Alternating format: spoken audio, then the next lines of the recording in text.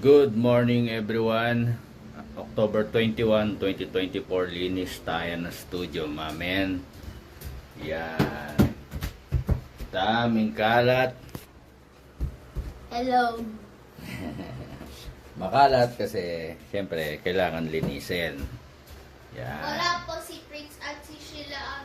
Wala si Prince saka si Mami dahil nandun sila sa City. City Hall. I-injection. Last injection ni Prince para sa kalmat ng pusa. Yeah. Yan. Makalat. So, kinontent ko lang to kasi wala akong makontent dito sa channel kong to. Dahil may mga ilan-ilan tayong mga supporter dito sa channel na to, no?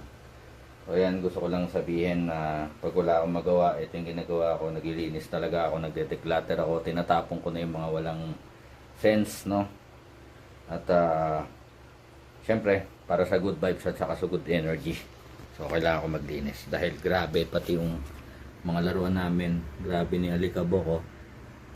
Yeah! Ang kapal, boy. Si Kratos. Pala ng Alikabok ni Kratos. Yan, oh. Saka ang aking paboritong laruan sa lahat, si Kenshin Himura. Grabe yung Alikabok niya. So, kailangan ko siyang linisin. Kita niyo ba, guys? Yan, grabe yung Alikabok. Kasi siyempre, isa pa sa pinakapaborito ko, si Luffy. Yan, kailangan ko din talagang maglinis. So, mga gadget ko, ayan lahat. Ayan, ayan. Ang dami. Ayan.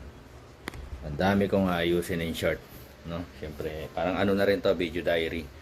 So, what's up sa mga naka-subscribe dito, no? Pasensya na kayo, wala pa akong maayos na at matinong content dito sa channel na to. Pero darating ang time, no? Try kong ayusin yung mga content ko rito. Salamat sa mga naka-subscribe dito. So, yeah, ganito na lang muna. Video diary. Love you all.